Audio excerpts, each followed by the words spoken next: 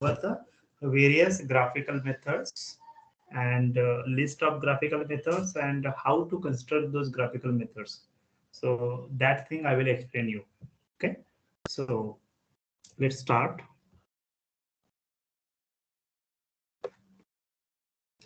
Now everybody knows that our mind takes the information very easily or quickly using graphs and diagrams. Okay, अगर मैं किसी को कहूँ कि जैसे आप किसी ऑफिस में जाते हो तो ऑफिस में आपको अचीवमेंट्स अगर देखने होते हैं उस ऑफिस की, प्लेसमेंट कितना हुआ या फिर how many students gate internship, how many students gate highest package, good package, तो आप ज्यादा से ज्यादा डायग्राम्स या ग्राफ्स में वो डेटा देखोगे। इवन दो अपने कॉलेज में भी ग्राफिकल रिप्रेजेंटेशन आप डिस्प्ले देख सकते हो, अपने आजू बाजू में क्लास में, आप अपने भी कॉलेज में देख सकते हो कि जो भी इंफॉर्मेशन देना है या बताना है, कन्वे करना है, वो ज्यादा से ज्यादा ग्राफिकल में होता है या फिर डायग्रामेटिक होता है। क्यों? वो डेटा को नंबर्स या टेबल्स में भी दिया जा सकता है। But why graphs and diagrams are used? The reason is हमारा माइंड ऐसा बना हुआ है कि न्यूमेरिकल फैक्ट्स अगर टेबल में दिया जाए तो वो फिर इरिटेट करता है, वो समझने के लिए टाइम लेता है। बट ग्राफ्स एंड डायग्राम्स में क्या होता है, ब्रेन को समझने की जरूरत नहीं होती। ब्रेन का ऐसा हिस्सा होता है जो ग्राफ्स को डायरेक्टली कैच कर लेता है और वो एसिमुलेट हो जाता है, तुरंत समझ में आता है ना।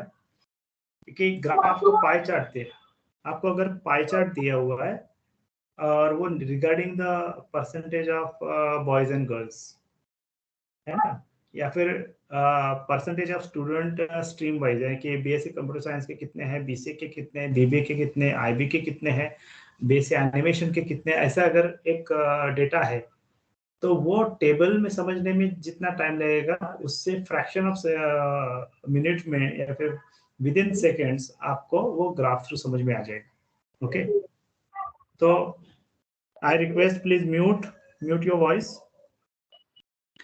और एक एग्जांपल देता हूँ, मैं हमेशा स्टूडेंट्स को देता हूँ। जैसे कि हम कोई मूवी देखने के लिए जा रहे हैं और एंट्रेंस के दोनों तरफ कुछ न कुछ प्रेजेंटेशन रखा हुआ है। लेफ्ट साइड में अगर पूरा हिस्ट्री लिटरेचर लिखा हुआ है इन रिटन वर्ड्स, पूरा पैराग्राफ या फिर पूरा यानी कि ऐसे लिखा हुआ है कि ये मूवी के अंदर में क्या हो रहा है, क्या होने वाला है, एंड कैसा होगा, स्टार्ट कैसे होगा। और दूसरी तरफ अगर पिक्चर्स में कुछ 4-5 पिक्चर्स है जो थ्रू आउट द मूवी जो एक्सप्रेशंस है वो उन्होंने कलेक्ट करके वहां पे कोलाज कर दिए, ऑटोमेटिकली अपना माइंड जो है वो डाइवर्ट होगा, वो देखेगा और राइट साइड में जाएगा क्योंकि वहां पे पिक्चर्स है। और वो जो लिटरेचर पूरा लिखा हुआ है, ऐसे लिखा हुआ, उसकी तरफ हम ध्यान भी नहीं देंगे क्योंकि क्या माइंड वो रिजेक्ट कर देगा, नहीं पढ़ना है ना, और वो सीधा पिक्चर के थ्रू समझ में आ जाएगा। तो अब वो लिटरेचर पढ़ के भी आप समझ सकते हो, पर उसके लिए टाइम जाएगा, 15-20 मिनट जाएगा, कौन पढ़ेगा। पर ये वहां से भी मूवी का समझ सकते हो आप रिव्यू, और आपको पोस्टर देखते हो तो विद इन सेकेंड समझ में आ जाता है, डिफरेंट डिफरेंट एक्सप्रेशंस होंगे तो समझ में आ जाता है कि मूवी किस तरह का होगा। ये रिवेंज टाइप होगा, ये रोमांटिक मूवी होगा, या फिर ये एडवेंचर वाला मूवी होगा, ये किस तरह का मूवी है ये, या हिस्टोरिकल मूवी है, ओके, या फिर हाइपोथेटिकल मूवी है कोई और इमेजिनरी इस पे। तो ये सब आपको क्लियर हो जाएगा with in fraction of seconds. तो ये भी एग्जांपल, आप बेस्ट एग्जांपल है अगर आपको डिफरेंस समझना है तो डायग्राम्स एंड ग्राफ देखने के पहले आप इसके डिफरेंस, इसके एंगल्स को समझो। ठीक है, अब ये बात तो दोनों की है, अभी मैं दोनों में कॉमन डिफरेंस क्या है, ये दोनों का एप्लीकेशन है कि ये समझने में बहुत इजी होते हैं ना। अब इसके डिफरेंस क्या है? ग्राफ्स, सबसे पहले तो आपको ग्राफ पेपर जरूरी है, you need graph paper, right, okay. पर यहाँ पे डायग्राम्स में ग्राफ पेपर की कोई जरूरत नहीं है, नो नीड, आप प्लेन पेपर पे भी कंस्ट्रक्ट कर सकते हो। ग्राफ के अंदर में स्केलिंग की जरूरत होती है, आपको स्केलिंग करना पड़ता है, एक्स एक्सिस पे क्या लेने वाले हो, वाई एक्सिस पे क्या स्केल करने वाले हो। यहाँ पे नो स्केलिंग, यहाँ पे कोई जरूरत नहीं है स्केलिंग की। ठीक है, तीसरा जो है ये क्या आएगा इसमें, इसका आगे जाके बहुत यूज है फर्दर एनालिसिस, इसको यूज कर सकते हो आप फर्दर एनालिसिस में। इसका यूज बहुत ही लिमिटेड है, इसका लिमिटेड है। एक बार कंपैरिजन कर दिया, डायग्राम्स, बार डायग्राम्स, पाई डायग्राम्स, उसके बाद इसका नो फर्दर यूज, इसका आगे कोई यूज नहीं है। Understand my point? तो अल्टीमेटली किसका यूज ज्यादा है आगे? ग्राफ्स का। ठीक है, डायग्राम भी वही काम करता है जो ग्राफ्स करता है, बट इसका एक लिमिट तक यूज है ना। इसके एग्जांपल अगर देना है तो पाई diagram, bar diagram, okay, percentage bar diagram and so on. और इसके अगर एग्जांपल जो अभी हम देखने वाले हैं, इसके क्या क्या एग्जांपल आएंगे? Frequency polygon, frequency curve, okay, histogram, okay, ogive curves and stem and leaf chart. ठीक है, तो ये इसके रीजन आएंगे और ये बाय चार्ट। तो एक शॉर्ट में मैंने अटेम्प्ट किया कि आपको डिफरेंस बता दूं और उनका यूज भी बता दूं। All of you understand?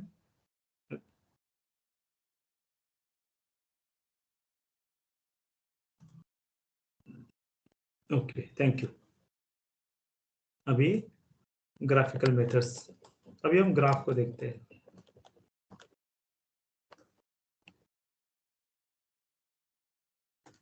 तो आपने सिलेबस अगर चेक किया तो उसमें फ्रीक्वेंसी पॉलीगॉन और फ्रीक्वेंसी कर्व ये नहीं है, ठीक है। पर मैंने ये बताया हुआ है, ये मैंने स्टूडेंट्स को पढ़ाया है, क्योंकि कहीं ना कहीं आप इससे इसको डील करते ही करते हो। ठीक है, तो मैंने बताया सिलेबस में नहीं है, बट मैंने एक्सप्लेन किया हुआ। ठीक है, तो चलो हम इन दोनों की बात कर लेते हैं, फ्रीक्वेंसी पॉलीगॉन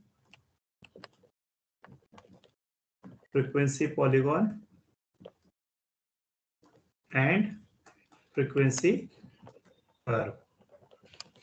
ठीक है, तो मैं आपको बताऊंगा कि इसके कैसे कंस्ट्रक्शन कैसे होता है।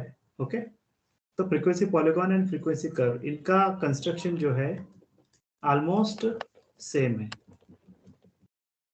इसके लिए आपके पास एक फ्रीक्वेंसी डिस्ट्रीब्यूशन होना चाहिए, एक डेटा होना चाहिए। तो मैं मार्क्स का डेटा लेता हूं और इसमें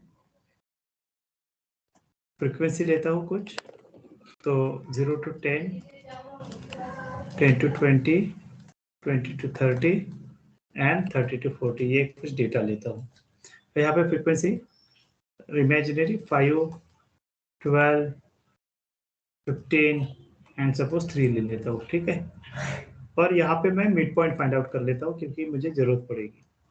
तो यहाँ पे मिड पॉइंट 0 to 5 का कितना होगा? 5, इसका 15 आएगा, इसका 25 आएगा, इसका 35। ठीक है, तो कंस्ट्रक्शन क्या है कि take mid point on x-axis and frequency on y-axis। Mid point तभी फाइंड आउट करना अगर एक्सक्लूसिव है तो, अगर नहीं है तो exclusive class interval find out करो। ठीक है, बाय डिफॉल्ट एक्सक्लूसिव ही होने चाहिए, यानी कि कंटिन्यूअस ही होने चाहिए। ठीक है, ये ऑलरेडी है। एंड सेकेंड पॉइंट्स, अब डिफरेंस कहाँ पे? यहाँ तक से ठीक है, पॉइंट्स को किस तरह से ज्वाइन कर रहे हैं उसके ऊपर डिफरेंस है। पॉइंट्स को प्लॉटेड, पॉइंट्स जो हम प्लॉट कर रहे हैं, points plotted are joint with, अगर ये पॉइंट्स को हम स्ट्रेट लाइन से ज्वाइन करते हैं, अगर ये पॉइंट्स प्लॉट किया ये स्ट्रेट लाइन से ज्वाइन करते हैं तो हम इसे कहेंगे frequency polygon. Points plotted, if points plotted are joined with straight line, it is called frequency polygon, and if it is joined with smooth freehand curve, देखो अभी डिफरेंस, हाँ दोनों का डिफरेंस दे रहा हूँ। Joint with smooth free hand curve, free hand curve, अगर ऐसा आप फ्री हैंड से ज्वाइन करते हो तो इसे हम क्या कहेंगे, फ्रीक्वेंसी कर्व कहेंगे। बहुत ही आसान डिफरेंस है इसके बीच का, और अभी हम करके देखेंगे। एक हम रैंडमली हम करके देखेंगे, ठीक है। तो डिफरेंस देखिए आप। अब स्केलिंग में अब एक रैंडम फिगर लेता हूँ, स्केलिंग वगैरह करना जरूरी है, बट यहाँ पे मैं आपके ऊपर छोड़ देता हूँ। बट से मुझे कंसेप्ट समझाना है आपको। यहाँ पे मिड पॉइंट्स एक्स एक्सिस पे और वाई एक्सिस पे फ्रीक्वेंसीज रहेंगे, और यहाँ पे मान लो कि ये पॉइंट्स मिल गए आपको, ठीक है। ये पॉइंट्स को मैं सर्कल कर लेता हूँ ताकि ज्वाइन करने के बाद ये डिसअपियर हो जाएंगे। ये मिड पॉइंट है, ये आखिरी मिड पॉइंट है, ये नेक्स्ट मिड पॉइंट है, ये मिड पॉइंट्स है सभी, ठीक है। ये ओरिजिन है। इनको अगर मैं स्ट्रेट लाइन से ज्वाइन करता हूँ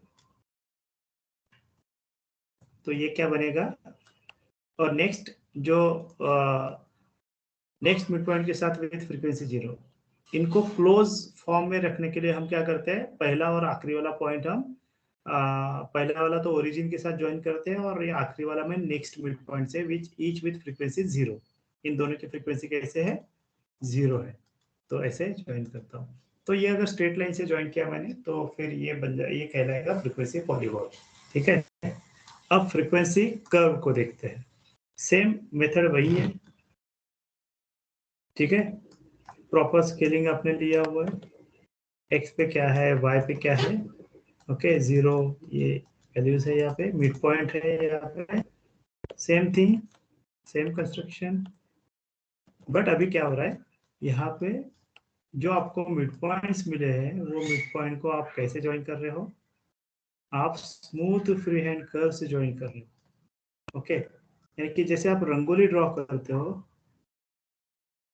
बस वैसे ही, ओके। तो इसको अगर इसको भी क्लोज्ड फॉर्म में रख देते हैं नेक्स्ट मिड पॉइंट्स के साथ, तो ये कहलाएगा फ्रीक्वेंसी कर्व और ये कहलाएगा frequency polygon. Did you all understand the difference? तो इसका ज्वाइन कैसे करना है पॉइंट्स का, उसी में डिफरेंस है इसका, ठीक है। तो I hope everybody understand it very well. इसके बाद हम आते हैं, इसके बाद हम आते हैं हिस्टोग्राम के ऊपर, ओके।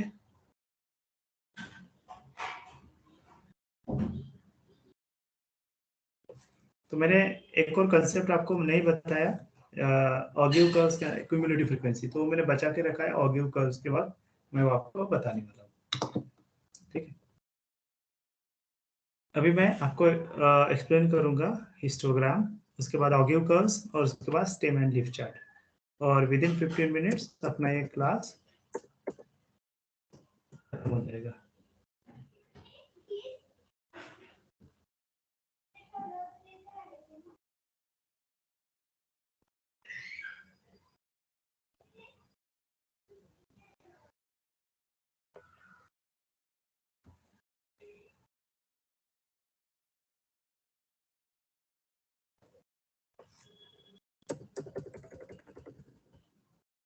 ऑडिबल,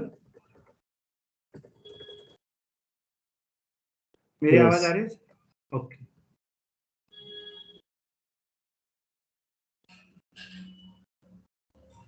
ओके, अभी हम आते हैं हिस्टोग्राम।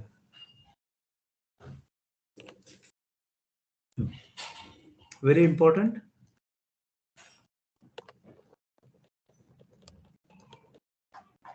हिस्टोग्राम। तो हिस्टोग्राम क्या होता है, already explain, but let's explain it one more. तो ये क्या होता है, it is a series of adjacent rectangles, it is a series of adjacent, चलो मैं फिर से लिखता हूँ इसको,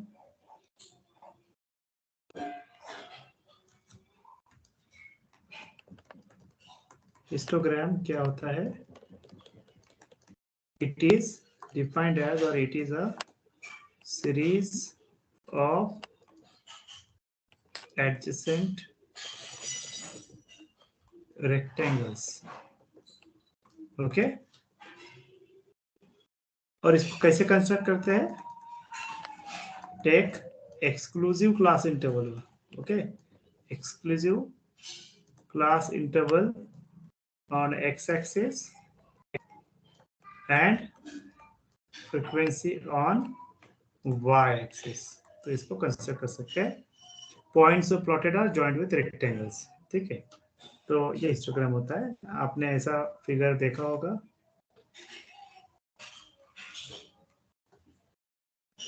जिसमें रेक्टेंगल्स दिखते हैं. यस, तो इसको हम हिस्टोग्राम. अगर ये अटैच नहीं रहे एक दूसरे को तो ये फिर बार डायग्राम बन जाएगा. ओके, तो हिस्टोग्राम के अंदर में दो केसेस है. इसमें एक को कहेंगे इक्वल क्लास विड्थ.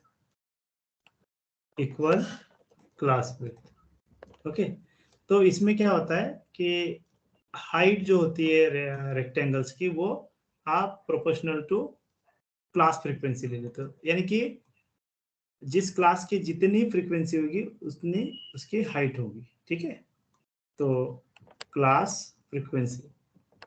अगर सिंपल अगर आपको बताया जाए तो एक एग्जांपल के थ्रू हम बता सकते हैं. ये प्रोपोर्शनल का सिंबल है. Height of rectangle is equal to class frequency. Okay, इसको एक्सप्लेन करने के लिए एक एग्जांपल मैं तुरंत लेता हूँ. यहाँ पे 0 to 10, 10 to 20 एंड 20 to 30. ये एक डेटा है मेरे पास. ये फ्रीक्वेंसी यहाँ पे 5, 15 एंड 3. इसको अगर मुझे प्लॉट करना है तो आप देख सकते हो ये डेटा के अंदर में क्लास विड्थ यानी कि क्या, lower upper limit minus lower limit. तो ये सेम है. यहाँ पे भी डिफरेंस क्या है, 10 का डिफरेंस है. यानी कि इनकी बात कर रहा हूँ मैं. तो इन सभी में क्लास विड्थ जो है, क्लास विड्थ क्या है, सबका सेम है. तो ये इसके अंदर में आएगा. तो यहाँ पे आप जो भी स्केलिंग लेते हो 10, 20, 30. ओके, यहाँ पे मान लो कि आप स्केलिंग ले रहे हो 5 का, है ना. तो ये 5, 10 और ये 15. ओके, यहाँ पे फ्रीक्वेंसी, यहाँ पे क्लास इंटरवल. ओके, स्केलिंग आपने प्रॉपरली लिया है, लिखा हुआ है x क्या है, y पे क्या है. ठीक है, तो यहाँ पे 0 to 10 का जो क्लास है उसका वहाँ पे रेक्टेंगल ड्रॉ करना है. पर ये रेक्टेंगल की हाइट कितनी रहेगी, जितनी फ्रीक्वेंसी रहेगी. तो 5 to 10, तो यहाँ पे जो रेक्टेंगल निकालोगे उसकी हाइट कितनी रहनी चाहिए, क्लास की फ्रीक्वेंसी जितनी. उसके बाद 10 to 20 की हाइट कितनी रहनी चाहिए, 10 to 20. इसके यहाँ पे जो रेक्टेंगल बनेगा उसका हाइट कितना रहेगा, 15. यहाँ पे रेक्टेंगल ड्रॉ करना है, यहाँ पे ये रहेगा. आप प्रॉपरली स्केल का यूज करके कीजिए. ठीक है, और उसके बाद 10, 20 to 30 का कितना रहेगा, 3. तो आप देख रहे हो कि जो भी मैं रेक्टेंगल ड्रॉ कर रहा हूँ उसकी हाइट यानी कि क्या है, ये हाइट हो गया. देखो, और it is, this is the height. ये हाइट हो गया है ना, दिस इज द हाइट. तो ये हाइट की लेंथ कितनी रहेगी, जितनी फ्रीक्वेंसी है. तो इसी का मतलब height is proportional to class frequency. जितना हाइट रहेगी, जितना क्लास फ्रीक्वेंसी रहेगा उतनी हाइट रहेगी. सो आई थिंक ये केस आपको समझ में आ गया है. ठीक है, अब दूसरे केस की बात करते हैं हम लोग. So case 2, unequal class width. Unequal. अब कुछ केसेस में क्या होता है कि क्लास विड्थ इनकी सेम नहीं होती है. तो उस केस में हम फ्रीक्वेंसी डेंसिटी फाइंड आउट करते हैं ना. तो height of rectangle is proportional to frequency density. अब वाई एक्सिस पे फ्रीक्वेंसी न लेते हुए, सिर्फ फ्रीक्वेंसी न लेते हुए फ्रीक्वेंसी डेंसिटी हम लेते हैं. ठीक है, तो अभी फ्रीक्वेंसी डेंसिटी का क्या फार्मूला है,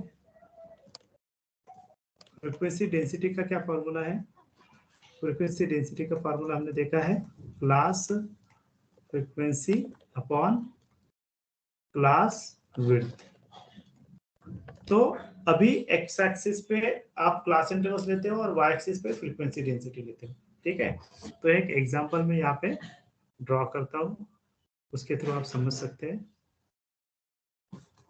तो एग्जांपल जैसे एक ये एग्जांपल है 5 to 10, 0 to 5, 5 to 15, then 15 to 20 and 20 to 35। मान लो कि 35 का पेपर है और यहाँ पे 5, देन 15, देन यहाँ पे 20 और यहाँ पे मान लो कि 10 है, ठीक है। ये ऐसा डेटा है, मैंने रैंडमली लिया है। ओके, तो अभी आप एक बात नोटिस कर रहे हो कि यहाँ पे क्लास विड्थ जो है वो हर एक का अलग अलग है। इसका अलग है, इसका अलग है, इसका अलग है ना। तो यहाँ पे कितना क्लास विड्थ है 5, यहाँ पे 10, यहाँ पे कितना 5 का ही है, यहाँ पे 15 का है। तो हर एक का क्लास विड्थ अलग अलग है। ये क्या है क्लास विड्थ, ये हर एक का क्लास विड्थ कैसा है, अलग अलग है। तो इसमें आपको फ्रीक्वेंसी डेंसिटी फाइंड आउट करना पड़ेगा। मैं इसे शॉर्ट में एफ डी कहता हूँ, फ्रीक्वेंसी डेंसिटी। तो कैसे कैलकुलेट करोगे, फार्मूला क्या है, क्लास फ्रीक्वेंसी, ये फ्रीक्वेंसी हो गया, class frequency upon class width, width कितना है 5, इसका फ्रीक्वेंसी डेंसिटी 1 आ जाएगा। अब यहाँ पे क्लास फ्रीक्वेंसी कितना है 15 और इसका विड्थ कितना है देखो 5 to 15 का 10, तो यहाँ पे फ्रीक्वेंसी डेंसिटी आ जाएगा 1.5।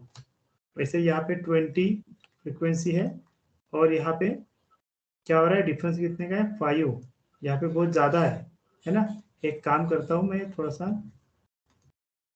कम कर देता हूँ, ठीक है, थोड़ा कम कर दिया मैंने।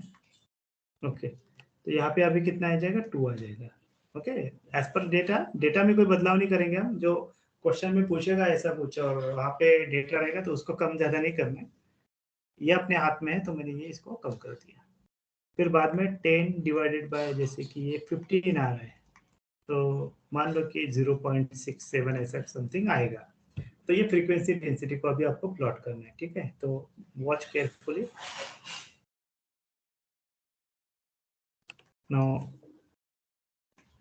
यहाँ पे मार्क्स एज इट इज रहेंगे। 5 का स्केल लेता हूँ मैं, 5, 10, 15, 20, 25, 30 एंड 35, ठीक है। यहाँ पे आपको स्केलिंग डिफाइन करना पड़ेगा, एक्स एंड वाई पे क्या लिया है। और यहाँ पे देखो मैक्सिमम कितना है 2, तो 2 का है तो आप 5 का भी ले सकते हो, 0.5, 1.0, अकॉर्डिंगली स्केल डिफाइन करना है। ये 2.0 और एक और ले लेते हैं 2.5, ठीक है। तो यहाँ पे लिखना पड़ेगा फ्रीक्वेंसी डेंसिटी। आप क्या डिफाइन कर रहे हो वाई पे, फ्रीक्वेंसी डेंसिटी, और यहाँ पे क्या है क्लास इंटरवल्स, ठीक है। तो अभी हम स्टार्ट करते हैं। Are you all understanding up to this? Please blow your Thums.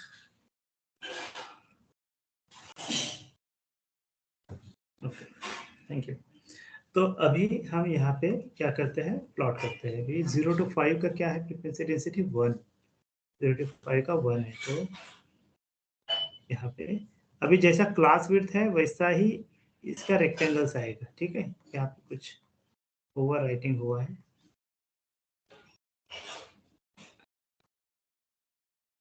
जैसे इसका कितना है 5 का 1 है तो यहाँ पे ये आएगा। इसके बाद 5 to 15 है, ये विड्थ अलग है 1.5, 5 to 15 नहीं आता 1.5, तो 1.5 है तो इसके हिसाब से इसका रेक्टेंगल रहेगा, ये देखो यहाँ पे।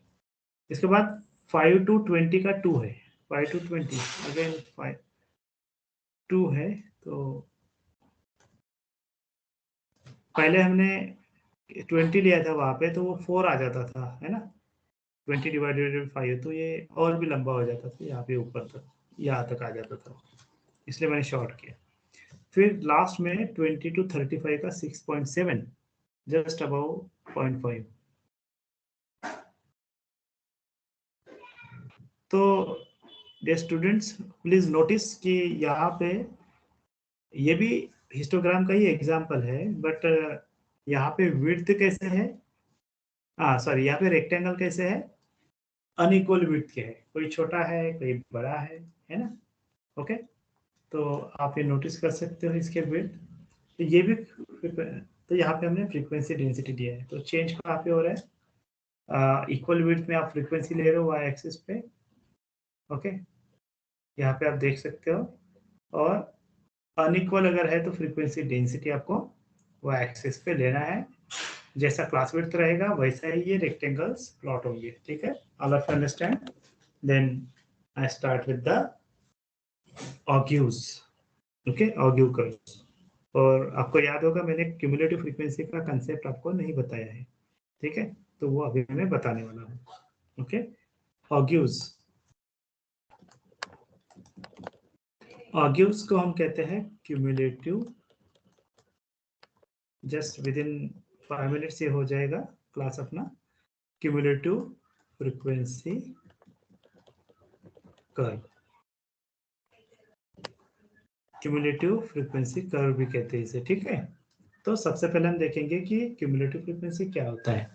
तो क्यूमुलेटिव फ्रीक्वेंसी को डिफाइन करेंगे, इसे हम कैसे डिफाइन करते हैं, successive addition, successive addition of frequency.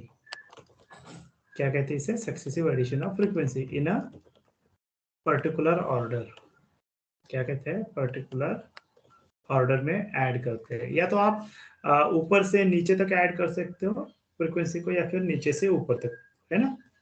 तो इसके दो टाइप्स है। ओके, तो क्या टाइप्स है, less than cumulative frequency and more then cumulative frequency. इनका यूज क्या है, लेस देन क्यूमुलेटिव फ्रीक्वेंसी के बारे में अगर कहा जाए तो ये टॉप टू बॉटम हम ऐड करते हैं, top to bottom. I will explain you. Top to bottom ये फ्रीक्वेंसी ऐड करते हैं। टॉप का मतलब क्या है, lower, lowest class interval. Top यानी कि लोएस्ट क्लास इंटरवल, और बॉटम यानी कि हाईएस्ट क्लास इंटरवल, ठीक है।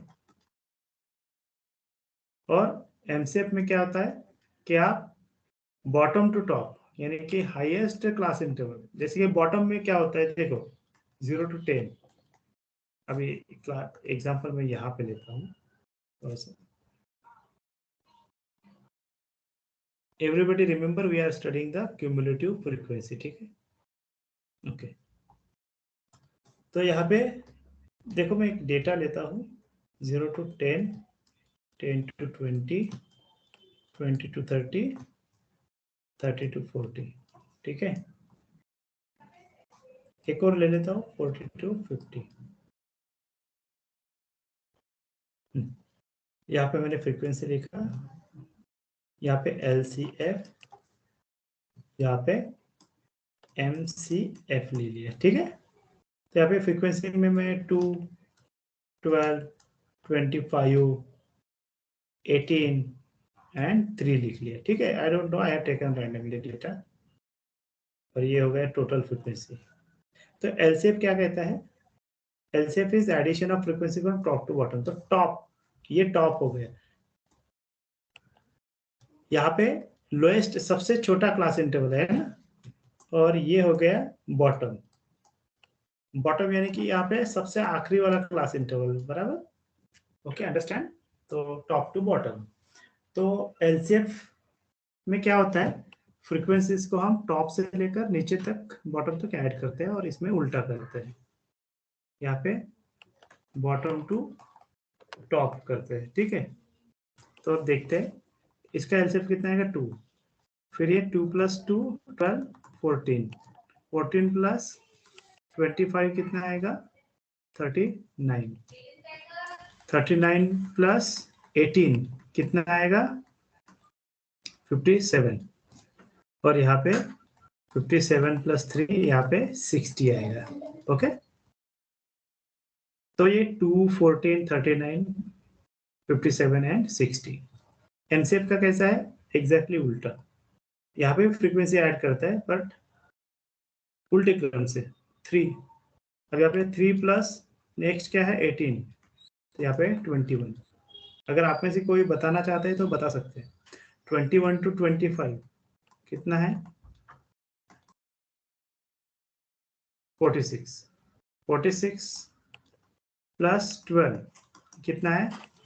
58 आएगा, है ना? तो दिस इज 58 और आखिरी में 58 प्लस 2 यानी कि ये आ जाएगा 60। तो देखो इस तरह से एलसीएफ एमसीएफ कंस्ट्रक्ट होगा, कैलकुलेट होगा, ठीक है। तो यही डिफरेंस है। एक और डिफरेंस मैं आपको बनाना चाहूंगा जो इम्पोर्टेंट है।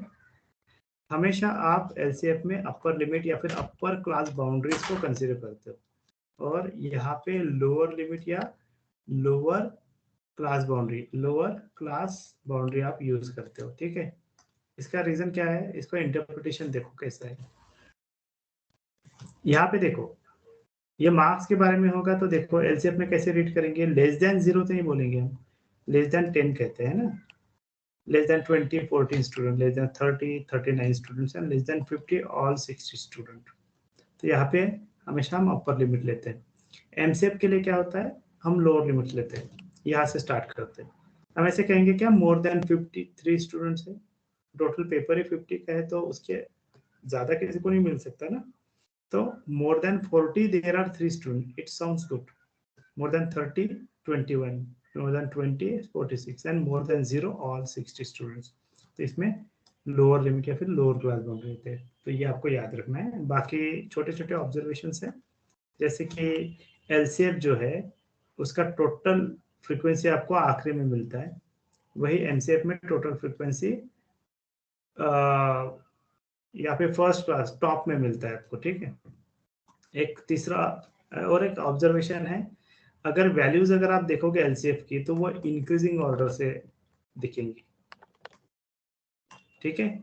वैसे ये क्या होता है, डिक्रीजिंग ऑर्डर में होता है, आप देखो यहाँ पे।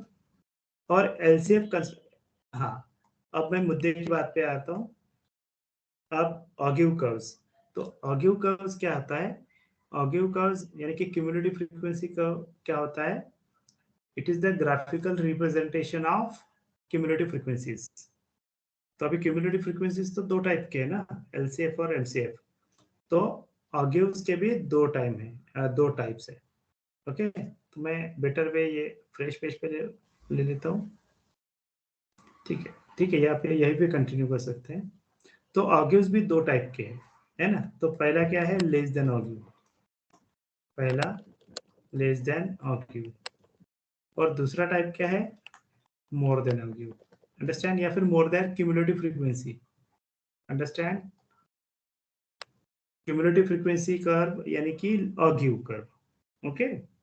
तो ये ऑगिव कर्व के डिफरेंस किस लिए वजह से है, व्हाई इज दिस डिफरेंस, क्योंकि what is ogive curve, it is cumulative frequency curve, okay. Ogive curves ये इसके दो टाइप है, क्यूमुलेटिव फ्रीक्वेंसी दो टाइप के हैं, एलसीएफ एंड एनसीएफ, तो इसके, ओके। तो आपने अभी अभी देखा कि एलसीएफ कैसे इंक्रीजिंग ऑर्डर है और एमसीएफ कैसा है डिक्रीजिंग ऑर्डर है, बराबर। ये एग्जांपल देखो, तो लेस देन ऑगिव का भी कर्व कैसे आएगा, ये हमेशा बढ़ते बढ़ते जाएगा, इंक्रीजिंग आएगा। और यहाँ पे आप क्या लेते हो, यहाँ पे हमेशा आप अपर लिमिट लेते हो, मैंने अभी आपको बताया अपर लिमिट या फिर अपर क्लास बाउंड्री, और यहाँ पे क्या लेते हो, एलसीएफ लेते हो, लेस देन क्यूमुलेटिव फ्रीक्वेंसी। तो ये हमेशा ग्राफ आपको बढ़ता हुआ दिखाई देगा, इंक्रीजिंग ऑर्डर का दिखाएगा, है ना। और यहाँ पे मोर देन क्यूमुलेटिव फ्रीक्वेंसी आपको कैसे देखेगा, आपको हमेशा डिक्रीजिंग दिखेगा। देखो ये लोअर लिमिट्स है, 0 10 20 30 40, और यहाँ के वैल्यूज देखो एमसीएफ के 60 58, ये 0 to 10 हो रहा है, ये 60 to 58 हो रहा है ना।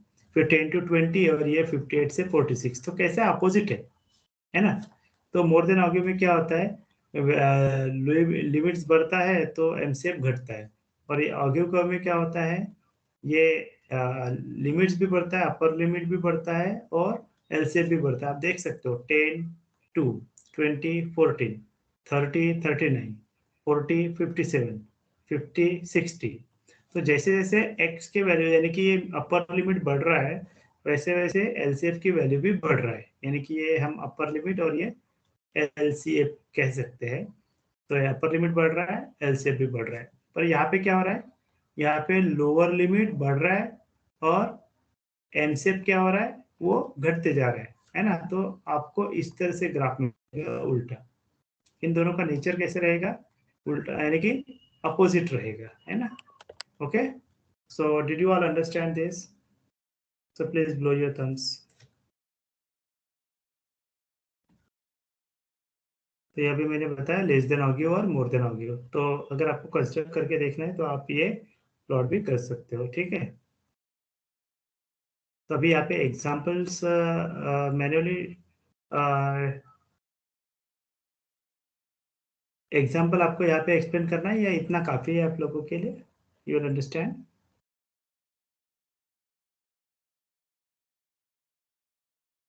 somebody unmute and tell me.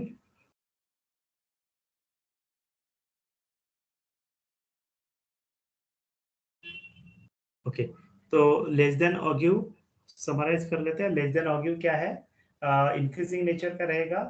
अच्छा, अभी हम पॉइंट्स, कुछ इंपॉर्टेंट पॉइंट्स लिखते हैं लेस देन और मोर देन ऑगिव के लिए। Less than ogive and more than ogive construction अभी हमने देखा। अभी हम कुछ पॉइंट देखेंगे, इसका यूज क्या है। इनका यूज क्या है, जब भी आपको वैल्यू ऑब्जर्वेशन, अगर आपको मान लो कि ऑब्जर्वेशंस लेस और बिलो पर्टिकुलर वैल्यू देखना है, अगर आपको ऑब्जर्वेशन ढूंढना है कि पर्टिकुलर वैल्यू के नीचे कितने ऑब्जर्वेशंस है, तो आप लेस देन ऑगिव या फिर लेस देन एलसीएफ का आप यूज करते हो। जैसे कि पॉवर्टी लाइन के नीचे कितने लोग हैं, बिलो पॉवर्टी, है ना, बिलो पॉवर्टी कितने लोग हैं, या फिर below particular income level, below income level 4 to 8 lakh, 4 to 8 lakh कितने लोग हैं, है ना। या फिर बिलो 18 कितने स्टूडेंट्स हैं आउट ऑफ 50, बिलो 18 यानी कि actually they fail, okay, out of 50।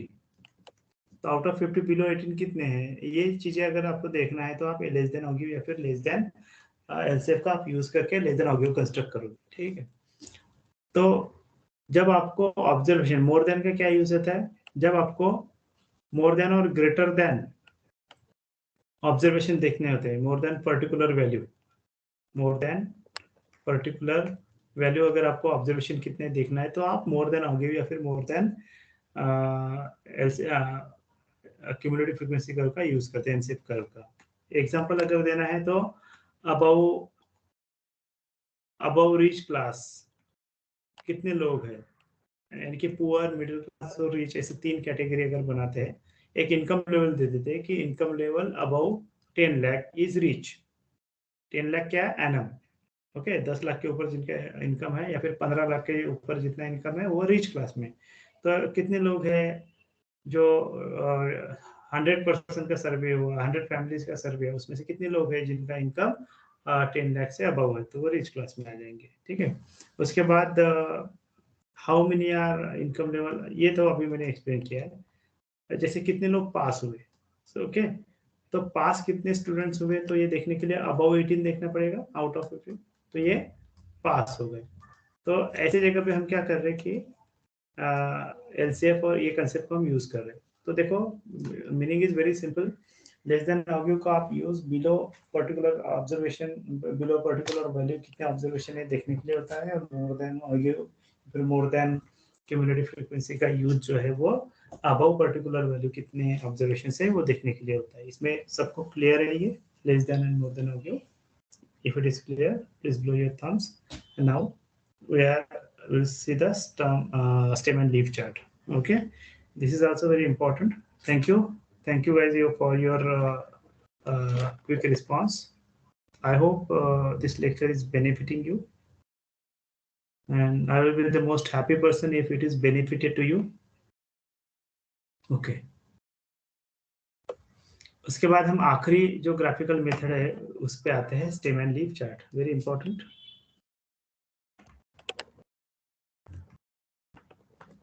Stem and leaf chart, इसके पहले के जो भी हमने ग्राफिकल रिप्रेजेंटेशन देखे थे वो फ्रीक्वेंसी डिस्ट्रीब्यूशन के ऊपर बेस्ड थे। ठीक है, एक नया ही पेज लेते चलो। अभी तक हमने क्या क्या देखा है? फ्रीक्वेंसी डिस्ट्रीब्यूशन के ऊपर बेस्ड, फ्रीक्वेंसी डिस्ट्रीब्यूशन के ऊपर बेस्ड हमने ग्राफ देखे हैं, जैसे कि फ्रीक्वेंसी पॉलीगॉन, हमने फ्रीक्वेंसी कर्व देखा है, हमने हिस्टोग्राम देखा है, और अभी अभी हमने क्या देखा है? ऑग्यूज। इन सारे के सारे जो प्रेजेंटेशन थे ग्राफिकल, इसमें हिस्टोग्राम, इसमें frequency polygon, sorry frequency distribution के थ्रू ये कंस्ट्रक्ट किया जाता है। ठीक है, तो जब हम फ्रीक्वेंसी डिस्ट्रीब्यूशन की बात करते हैं तो फ्रीक्वेंसी डिस्ट्रीब्यूशन में हमेशा क्या होता है, डेटा को रिड्यूस किया जाता है और वो ओरिजिनल डेटा वापस नहीं आपको मिल सकता है ना। तो ओरिजिनल डेटा यहाँ पे लॉस हो जाता है ना। जैसे कि यहाँ पे 100 स्टूडेंट्स के मार्क्स है, 100 वैल्यूज है, तो इसको आप कन्वर्ट करते हो फ्रीक्वेंसी डिस्ट्रीब्यूशन के अंदर में, है ना। क्लास इंटरवल्स बनाते हो, तो यहाँ पे नंबर ऑफ स्टूडेंट्स यानी कि फ्रीक्वेंसी, और उसके बाद आप ग्राफ्स कंस्ट्रक्ट करते हो, बराबर। पर इन सब में अगर एक बार आपने फ्रीक्वेंसी डिस्ट्रीब्यूशन कंस्ट्रक्ट कर लिया तो ये ओरिजिनल डेटा लॉस हो जाता है। क्या हो जाता है? लॉस हो जाता है, क्योंकि फ्रीक्वेंसी डिस्ट्रीब्यूशन से अगर वापस आपको ओरिजिनल डेटा चाहिए तो ये नहीं पॉसिबल है, ये वन वे रूट है। आप डेटा देखो, डेटा लो, उसको फ्रीक्वेंसी डिस्ट्रीब्यूशन यूज बनाओ, कन्वर्ट करो, पर ये फ्रीक्वेंसी डिस्ट्रीब्यूशन से आपको वापस ओरिजिनल डेटा नहीं मिलेगा। क्या है? ओरिजिनल डेटा नहीं मिलेगा। ठीक है, तो ये जो गैप है, ये जो प्रॉब्लम्स को ओवरकम करता है स्टेम एंड लीफ चार्ट। तो ये एक ऐसा तरीका है जहां पे ग्राफिकली रिप्रेजेंटेशन भी होता है, ग्राफिकल रिप्रेजेंटेशन भी होता है, और दूसरा ओरिजिनल डेटा लॉस नहीं होता है, ओरिजिनल डेटा नॉट लॉस्ट। और आप ग्राफ ड्रॉ भी करते हो तो ओरिजिनल डेटा को आप वापस से पा सकते हो। ठीक है, तो ये स्टेम एंड लीफ चार्ट का कंसेप्ट है। अब हम इसका इंट्रोडक्शन देखा हमने स्टेम एंड लीफ चार्ट का, पर अभी हम कोर टॉपिक को समझ लेते हैं कि स्टेम एंड लीफ चार्ट अभी क्यों, व्हाई। हमने व्हाई का आंसर दिया। ठीक है, कि why stem and leaf chart, because previous methods, in the previous method original data was losing or lost, we cannot retain it, but we want a technique जिससे original data को हम वापस से पा सके। तो ये मैंने why का जवाब दिया, why stem and leaf chart। now what का आंसर दूंगा मैं, what is stem and leaf chart। ठीक है, so I will come back to a fresh page। Okay, so what is stem and leaf chart. तो stem and leaf chart में दो part होते हैं, एक है स्टेम, ओके, और दूसरा है लीफ। तो स्टेम क्या होता है? Leading digit. क्या होता है? Leading digit. लीफ क्या होता है? Trailing digit. लीडिंग डिजिट के आने वाला, उसके बाद आने वाला डिजिट, ट्रेलिंग डिजिट। ओके, तो अब एक एग्जांपल देते हैं। जैसे कोई ऑब्जर्वेशन है, अभी मैं एक टेबल ही बनाता हूं। ठीक है, स्टेम एंड लीफ। ठीक है। एक मैंने रैंडमली डेटा ले लिया, ये यहाँ पे डेटा मैंने ले लिया, ठीक है। कोई भी डेटा ले लेता हूँ, 0 to 30 के बीच के कुछ वैल्यूज ले लेता हूँ, 0 to 30 के बीच में, है ना।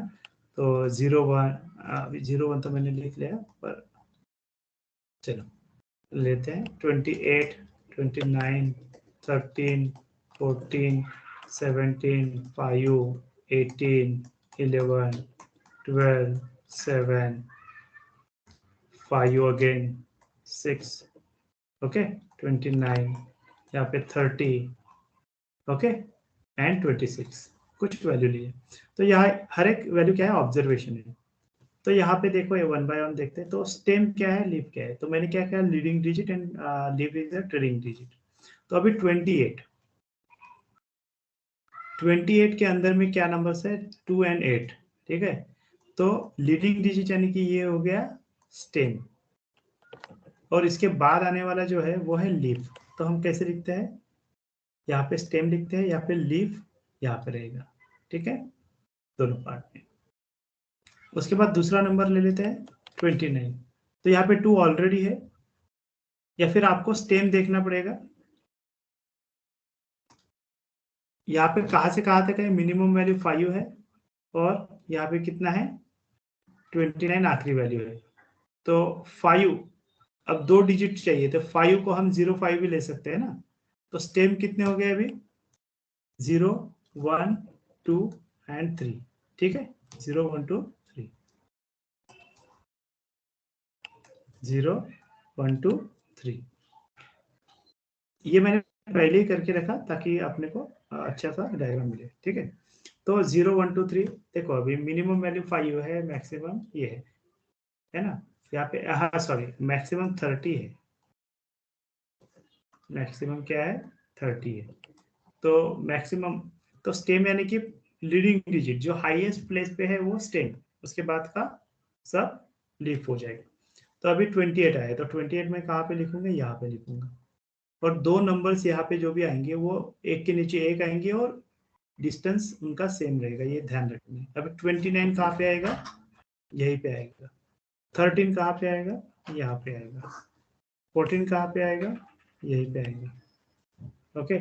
और 17 भी यहाँ पे आएगा। 5 को हम कैसे देख सकते हैं, 0 5, तो 0 यहाँ पे है, यहाँ पे 5 आएगा। उसके बाद 18 यहाँ पे आएगा। एक बात का ध्यान रखना, एक के नीचे एक वैल्यू आनी चाहिए और स्पेस सेम होना चाहिए, ठीक है, डिस्टेंस सेम होना चाहिए। उसके बाद 11 फिर से, उसके बाद 12, उसके बाद 7 यहाँ पे आ जाएगा, ओके। उसके बाद 5 रिपीट होता है तो वापस से लिखना है। उसके बाद 6 यहीं पे आएगा। 29 अगेन यहाँ पे आएगा। नंबर कितने भी बार रिपीट हो आपको लिखना है लीफ, है ना, ओके। 29 30 यहाँ पे, 26 यहाँ पे आएगा। तो हमने सारे प्लॉट किया। तो ये देखना, इसको अगर आप प्लॉट करते हो तो आपको इस तरह से थोड़ा सा, आपको इस तरह से थोड़ा सा ये ग्राफ मिल जाएगा हॉरिजॉन्टल में, ठीक है। तो अगर आप सिस्टमेटिकली इसे अरेंज करते हो तो एक हॉरिजॉन्टल आपको हिस्टोग्राम की तरह ये आपको दिखाई देगा, ठीक है। तो इसे ही हम स्टेम एंड लीफ चार्ट कहते हैं। और अगर आपको ओरिजिनल डेटा चाहिए तो आप इजीली कम बैक कर सकते हैं। जैसे कि यहाँ पे 0 5 है, यहाँ पे 7 है, यहाँ पे 5 अगेन, यहाँ पे 6। सेकेंड रो से आपको 13 14 17 18 11 और 12 है ना। तो ऐसे आप डेटा को वापस भी पा सकते हो। समझ में आया, all of you understand. One more thing I want to tell, okay, one more thing I want to tell you कि अगर कोई ऑब्जर्वेशन ऐसा है जैसे 13.8 है, तो क्या लिखना है, यहाँ पे 13 लिखना और पॉइंट के साथ में यहाँ पे 8 लिखना है, ठीक है। और एक केस मैं बताता हूँ, ये तो हो गया खत्म, मैं उसके आगे की बात कर रहा हूँ। अगर कोई वैल्यू अगर 3 डिजिट नंबर है 1 1 12, तो आप यहाँ पे फर्स्ट 2 डिजिट लिखोगे और यहाँ पे 2 लिखोगे, ओके। तो कोई शंका, कोई डाउट्स होंगे तो आप पूछ सकते हो, अदरवाइज दिस इज एक्सप्लेन्ड। तो इस तरह से मैंने ये सेशन के अंदर में ग्राफिकल रिप्रेजेंटेशन में frequency polygon, frequency curve, histogram, histogram के केसेस, फिर ऑगिव कर्व्स और स्टेम एंड लीफ चार्ट आपको बताया है. I hope you understand. Okay, so if you understand, then please like, subscribe and share this channel. I will upload all these videos on the YouTube channel, right? तो अभी मैं यहाँ पे presentation close करता हूँ. If somebody have any query, then you can ask me. Okay. Thank you. Excuse me, sir.